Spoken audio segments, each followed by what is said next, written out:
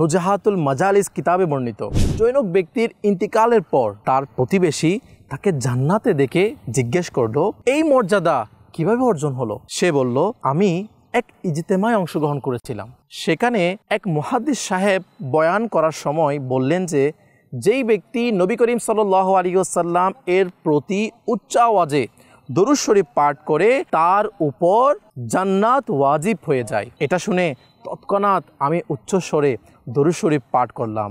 আমাকে দেখে ইজতেমায় উপস্থিত লোকেরাও উচ্চ স্বরে দরুদ শরীফ পাঠ করলো। এই আমল অর্থাৎ উচ্চ আওয়াজে দরুদ শরীফ পাঠ করার বদলতে আল্লাহ পাক আমাকে এবং ইজতেমায় অংশগ্রহণকারী সকলকে ক্ষমা করে দিয়েছেন। প্রিয় ইসলামী ভাইয়েরা, আগামী 30 এপ্রিল এবং 1 ও 2 মে 2025 রোজ বুধ, বৃহস্পতি ও শুক্রবার ক্রসিং মোড় নতুন উপজেলা স্বাস্থ্য কমপ্লেক্স এর বিপরীত পাশে পারাবিল, শিকলবাহা, কর্ণফুলী, চট্টগ্রামে বিভাগীয় পর্যায়ে অনুষ্ঠিত হতে যাচ্ছে দাওয়াত ইসলামীর 3 দিনের সুন্নতে ভরা ইজতেমা। চলো চলো চট্টগ্রামে চলো, চলো চলো চট্টগ্রামে চলো, চলো চলো চট্টগ্রামে চলো।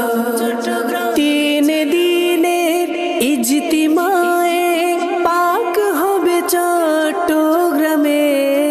চারিদিক থেকে আসছে কাফেলা চট্টগ্রামে।